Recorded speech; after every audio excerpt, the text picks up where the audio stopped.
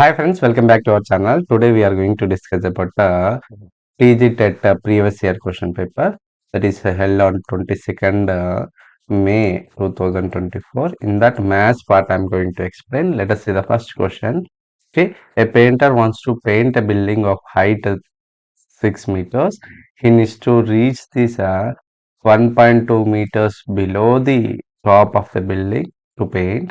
The ladder makes an 30 degrees with the ground. Then the length of the ladder is what? Okay, painter paint చేయాలనుకుంటున్నాడు ఒక building కి. So ఆ building మొత్తం height ఎంత? 6 metres. So తను ladder use చేస్తూ paint చేయాలనుకుంటున్నాడు కాబట్టి ఈ ల్యాడర్ మొత్తం 6 మీటర్స్ వరకు పోకుండా 1.2 మీటర్స్ బిలో టు ఇట్, అంటే ఇక్కడ వరకే ల్యాడర్ వేసేసుకున్నాడు. ఇక్కడ ఈ ల్యాడర్ ఈ బేస్ తోటి 30 డిగ్రీస్ యాంగిల్ ఫామ్ చేస్తున్నది. చూడండి, టోటల్ లెంత్ 6 మీటర్స్, దీంట్లోంచి 1.2 మీటర్స్ పోయిందంటే ఈ లెంత్ ఎంత అవుతుంది? 4.8 అవుతుందండి. 4.8 అవుతుంది. మనకు అనుకోవాల్సింది ఏంటి? Find the length of the ladder. So find the length of the ladder అంటే ఈ గ్రీన్ పార్ట్ కనుక్కోవాలి. సో ఈ గ్రీన్ పార్ట్ కనుక్కోవడానికి మనకి ఇక్కడ ఒక రైట్ యాంగిల్ ట్రయాంగిల్ ఫామ్ అయిందండి. బాగా అబ్జర్వ్ చేస్తున్నట్లయితే మనకు ఒక రైట్ యాంగిల్ ట్రయాంగిల్ ఫామ్ అయింది. చూడండి, యాంగిల్ ఏబిసి. ఈ ట్రయాంగిల్ ఏబిసిలో నేను triangle ABC. Okay, so angle B makes a 90 degrees and we know angle C as a 30 degrees, and with respect to of this 30 degrees 30 degrees దృష్ట్యా మనకు opposite side తెలుసు. మనకు hypotenuse కనుక్కోవాలి, ladder height కనుక్కోవాలంటే hypotenuse కనుక్కోవాలి.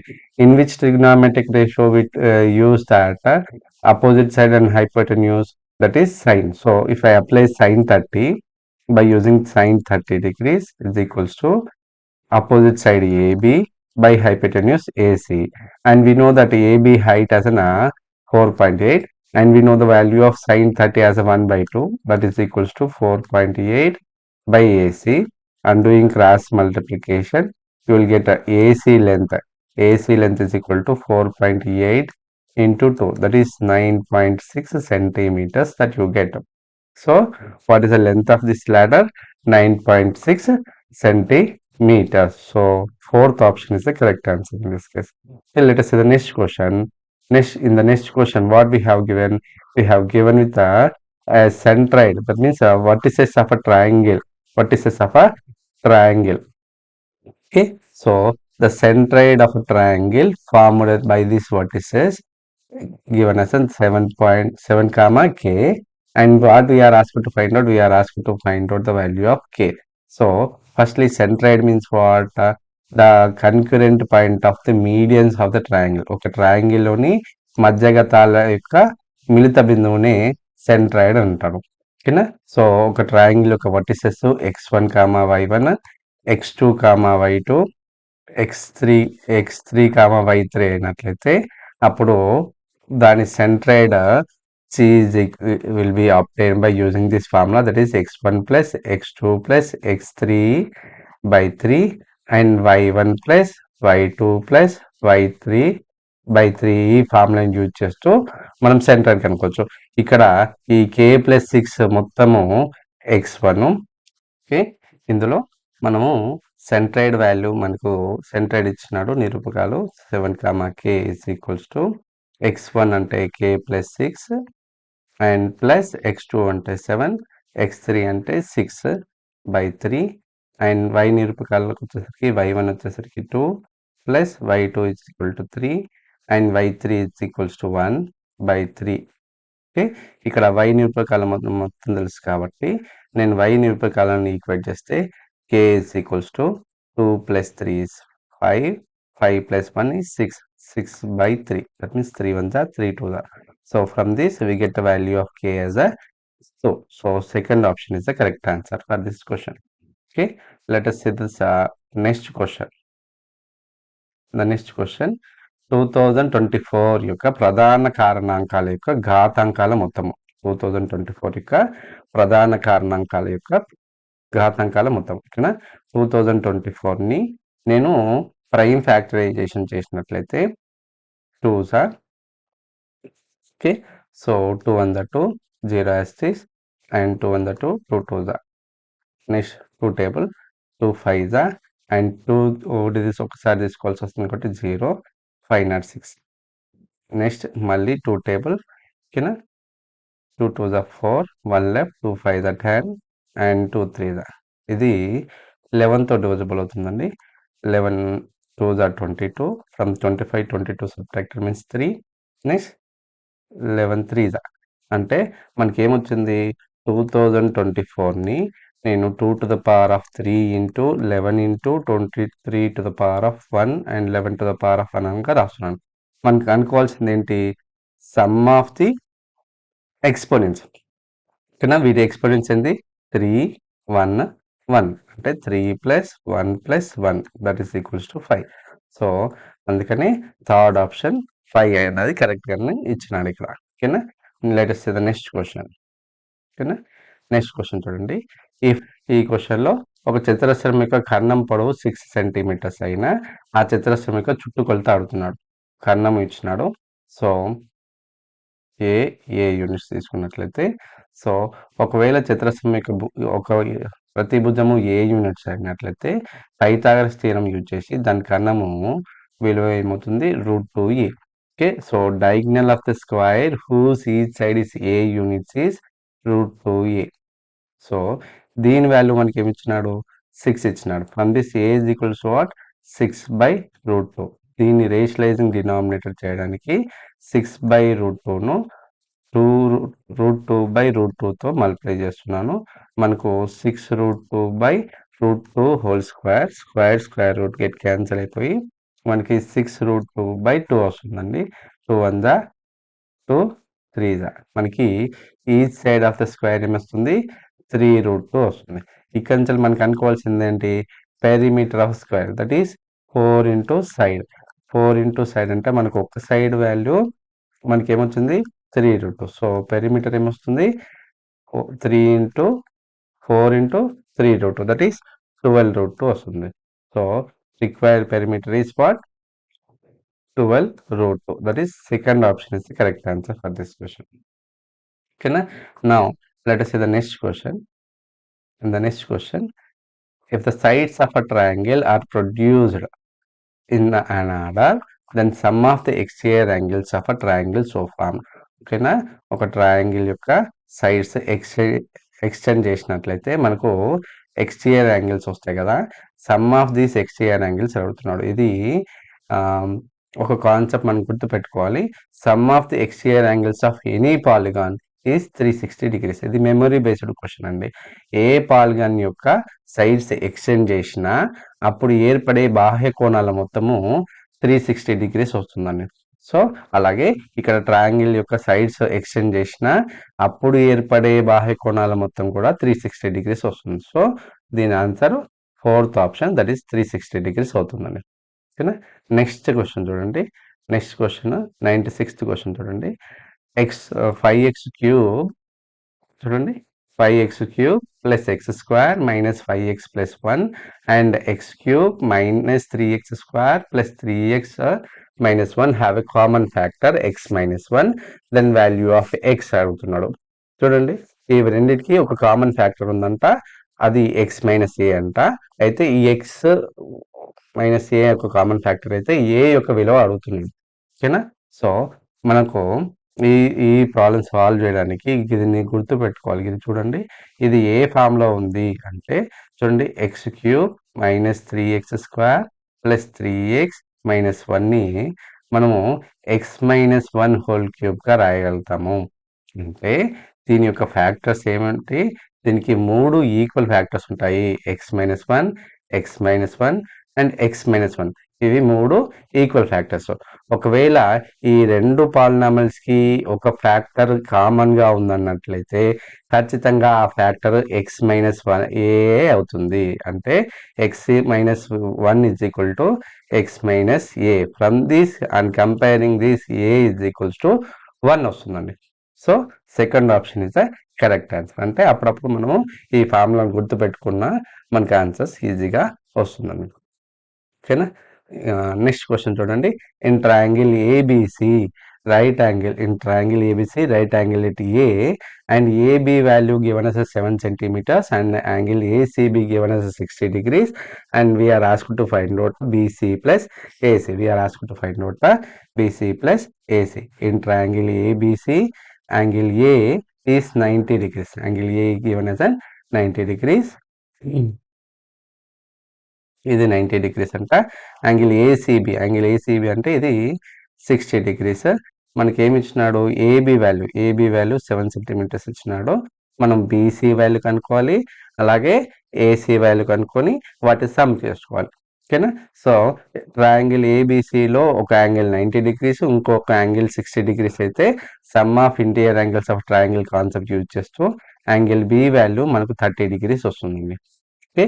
So దీని నుంచి నేను cos 30 apply చేస్తున్నాను. సార్ కాస్ 30 ఎందుకు అప్లై చేస్తున్నాను అంటే, విత్ రెస్పెక్ట్ ఆఫ్ 30 degrees మనకు అడ్జసెంట్ సైడ్ తెలుసు. మనము బీసీ వాల్యూ కనుక్కోవాలంటే హైపోటెన్యూస్ వాల్యూ కనుక్కోవాలి. ఏ ట్రిగ్నామెట్రిక్ రేషియోలో adjacent side and hypotenuse use చేస్తున్నాం మనము, కాస్. అందుకని నేను కాస్ 30 అప్లై చేస్తున్నాను. Adjacent side AB by hypotenuse BC. So cos 30 value మనకు తెలుసు √3/2, that is equals to AB value 7/BC. నేను ఇది క్రాస్ మల్టిప్లై చేస్తే నాకు √3 into BC is equal to 7 into 2/√3 వస్తుంది. అంటే 7 into 2 వస్తుంది. ఈ √3 ఇటు పంపిస్తే BC వాల్యూ ఏమొస్తుంది, BC వాల్యూ 14/√3 వస్తుంది. ఇది ఒకటి BC వాల్యూ వచ్చింది. మళ్ళీ ఇప్పుడు ఏం కనుక్కోవాలి, మనము ఏసీ వాల్యూ కూడా కనుక్కోవాలి. ఎందుకంటే మనం కనుక్కోవాల్సింది ఏంటి, BC plus AC. AC value కనుక్కోవాలంటే with respect of 30 degrees what we know hypotenuse, and what we need to find out AC becomes our opposite side. So if I apply sin 30, that means sin 30 if I applied opposite side to 30 degrees AC by hypotenuse 14/√3. So sin 30 value we know it as 1/2, that is equals to AC into √3/14. ఇవి 14 ఇటు పంపించేస్తున్నాను. ఓకేనా.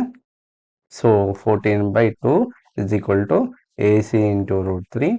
So ఈ √3ని ఇటు పంపించేస్తే మనకు 14/2/√3, that is equals to AC. Okay, 2 1 2 7. From this what we got AC is equal to 7/√3. మనకు అనుకోవాల్సింది ఏంటి, AC plus BC. AC value 7/√3, BC value ఎంత వచ్చింది 14/√3. ఇవి రెండు కామన్ డినామినేటర్ ఉన్నాయి. ఇవి రెండింటికి సేమ్ బేస్ ఉన్నాయి కాబట్టి ఇవి రెండింటిని లైక్ ఫ్రాక్షన్స్ అంటాము. ఈ రెండు లైక్ ఫ్రాక్షన్స్ ని అడిషన్ చేయడం చాలా ఈజీ. ఏంటి, కామన్ డినామినేటర్ రాసి న్యూమరేటర్స్ ని యాడ్ చేయడం. వీటిని యాడ్ చేస్తే మనకు 21/√3 వస్తుంది. ఇప్పుడు దీని రేషనలైజింగ్ డినామినేటర్ చేయడానికి √3/√3తో మల్టిప్లై చేసినట్లయితే దీన్ని 21√3/√3 ద హోల్ స్క్వేర్ కూడా క్యాన్సిల్ అవుతుంది. 21√3/3 వస్తుంది. 3 1 3 7 అంటే మనకి ఆన్సర్ ఏమొస్తుంది, 7√3 అని ఆన్సర్ వస్తుంది. అది second answer is a correct one. Okay. Now let us see the next question, 98th question వచ్చేసి. Okay. So the cube of an odd number. ఓకేనా. క్వశ్చన్ బాగా చదువుదాము. Choose the incorrect solution, incorrect statement. ఏదైతే సరికానిది దాన్ని గుర్తించాలి. ఇక్కడ first statement చూసినట్లయితే, ఫస్ట్ ఆప్షన్ చూసినట్లయితే cube of odd number is an add.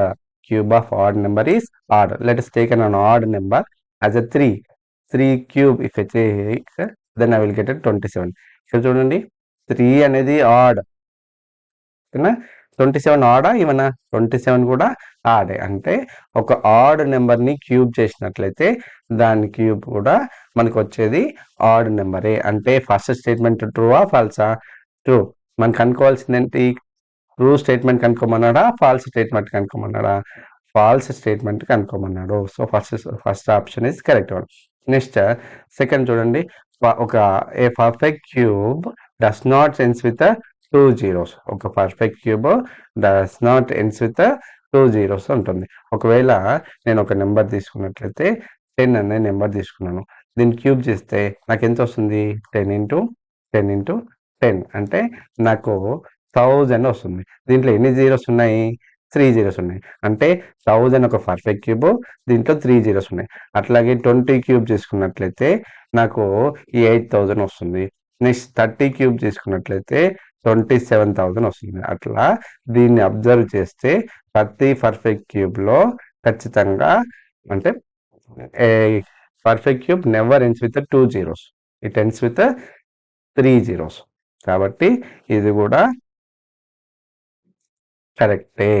So next చూడండి, there is no perfect cubes ends with ends with 8 అని అన్నాడు. ఓకేనా, 8తో ఎండ్ అయ్యే పర్ఫెక్ట్ క్యూబ్ లేదు అంటున్నాడు. ఓకేనా, సో ఇది వచ్చేసరికి ఫాల్స్ అవుతుంది. ఎందుకంటే మనకు even prime number is 2 cube చేసినట్లయితే 8 వస్తుంది. 8 is a perfect cube which ends with a 8 again. And if I take that 12 cube is value is known as 1728. ఇది కూడా 8తో ఎండ్ అవుతుంది. అంటే ఇది కూడా పర్ఫెక్ట్ క్యూబ్, ఇది 8తో ఎండ్ అవుతుంది. కానీ వాడు ఇచ్చిన ఆప్షన్ ఏంటి? 8తో ఏ పర్ఫెక్ట్ క్యూబ్ ఎండ్ కాదు అని అంటున్నాడు. సో ఈ స్టేట్మెంట్ ఫాల్స్. అందుకని దీంట్లో రాంగ్ ఆప్షన్ వచ్చేసరికి థర్డ్ ఆప్షన్ ఇస్తే కరెక్ట్ ఆన్సర్ అవుతుందండి. ఓకేనా, నెక్స్ట్ క్వశ్చన్ చూద్దాము. 99th question. In an essay competition was held in Telugu and English. Okay, Telugu and English language పైన ఎస్సే కాంపిటీషన్ కండక్ట్ చేసినారట. మొత్తం ఎంతమంది స్టూడెంట్స్ ఉన్నారట? 150 స్టూడెంట్స్ ఉన్నారు.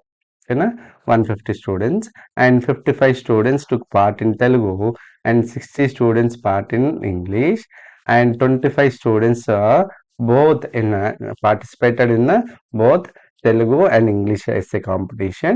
The number of students who participated in neither Telugu nor English. అంటే మనం కనుక్కోవాల్సిందంటే ఎంతమంది ఈ రెండిట్లలో participate కాని వాళ్ళు, అంటే తెలుగులో పార్టిసిపేట్ కాని వాళ్ళు, అసలు ఎస్సే కాంపిటీషన్లో పార్టిసిపేషన్ కాని వాళ్ళు. యాక్చువల్గా మొత్తం ఎంతమంది ఉన్నారు? That is 150. This is number of mu is equals to 150. ఇక్కడ ఎంతమంది తెలుగు స్టూడెంట్స్ అప్లై చేసినారు, ఎంతమంది తెలుగు కాంపిటీషన్లో పార్టిసిపేట్ చేసినారు? అది 55 స్టూడెంట్స్. అండ్ ఇంగ్లీష్లో పార్టిసిపేట్ చేసిన వారు 60 స్టూడెంట్స్. రెండిట్లో పార్టిసిపేట్ చేసినారు. Number of T intersection E that is equals to 25. నేను అట్లీస్ట్ ఒక్క దాంట్లో పార్టిసిపేషన్ వాళ్ళకి అనుకోవడం నేను చేస్తున్నాను. దానికి ఎన్ ఆఫ్ టీ యూనియన్ ఈ కనుక్కోవాలి. దీనికి మనం ఏం ఫార్ములా చూస్తున్నాము? N of A union B formula మనం గుర్తు చేసుకున్నట్లయితే N of A union B is equal to N of A plus N of B minus N of A intersection B. ఈ ఫార్ములాని యూజ్ చేస్తూ N of T union E is equal to N of T plus N of E minus N of T intersection E. ఈ ఫార్ములాను use చేస్తూ ఇక్కడ ఎన్ of T union ఈ, ఎన్ of T అంటే 55 plus 60 and T intersection is 25. వీటిని subtract చేసినట్లయితే మనకు 55 minus 25 that is 30. అంటే 30 ప్లస్ 60 ఎంతమంది పార్టిసిపేట్ చేసినారు? 90 మెంబర్స్. అంటే కనీసం ఒక్క దాంట్లో పార్టిసిపేట్ చేసిన వారు 90 మెంబర్స్. మొత్తం ఎంతమంది ఉన్నారు? 150 స్టూడెంట్స్ ఉన్నారు. కనీసం ఒక్క దాంట్లో పార్టిసిపేట్ చేసిన వారు 90. అంటే అసలు ఎందులో పార్టిసిపేట్ చేయని వాళ్ళు అంటే 150 మైనస్ 90 అంటే 60 వస్తుందండి. 60 అని అంటే 60 మెంబర్స్ ఎందులో పార్టిసిపేట్ చేయలేదు. సో రిక్వైర్డ్ ఆన్సర్ ఈస్ 60 వచ్చేసరికి 60 అండి. So fourth option is the correct answer for this. Okay, let us see the next question. Next question 100th question చూడండి. The mean height of the 3 students is 145 centimeters. The mean height of 3 students is 145 centimeters. One student Kamala height is 135 centimeters and other 2 students Geeta and Sudha has the same height. Then height of the Sudha that they are asked. Okay, మనకు mean height of 3 students ఇచ్చినారు. ఓకేనా, ఎవరెవరు? కమల, గీత, సుధా. వీళ్ళ యొక్క mean height అంటే some of these 3 heights by 3 is equals to 145. ఓకేనా, so కమల height మనకు తెలుసా? అవును, ఇచ్చాడు. ఏంటది? 135 plus Geetha and Sudha heights తెలుసా? తెలీదు. కానీ ఇవి వీళ్ళిద్దరూ సేమ్ హైట్‌లో ఉన్నారు కాబట్టి నేను వీళ్ళిద్దరి హైట్స్ గీత హైట్, సుధా హైట్ ఎక్స్ అనుకున్నట్లయితే గీత హైట్ ఎక్స్, సుధా హైట్ కూడా ఎక్స్ బై 3 = 145. ఈ 3ని అటు ఫార్వర్డ్ చేస్తే మనకు 135 + 2x = 145 × 3. 145 × 3. సో మనకి ఎంత వస్తుంది? 3 5 15 and carries and 12 13 and 435 వస్తుంది. అంటే 135 + 2x = 435. ఈ 135 అటు ఫార్వర్డ్ చేస్తే మనకు 2x = 435 - 135 అంటే 2x = 300 వస్తుంది. From this x = 300/2. 300/2 చేసినట్లయితే మనకు x = 150 వస్తుంది. అంటే మనకి గీత హైట్, సుధా హైట్ వీళ్ళిద్దరి హైట్ ఎంత? ఎక్స్ అనుకున్నాం కాబట్టి మనకు సుధా హైట్ ఏమవుతుంది? 150 అవుతుందండి. 150 centimetres. So second option is the correct answer for this. Okay.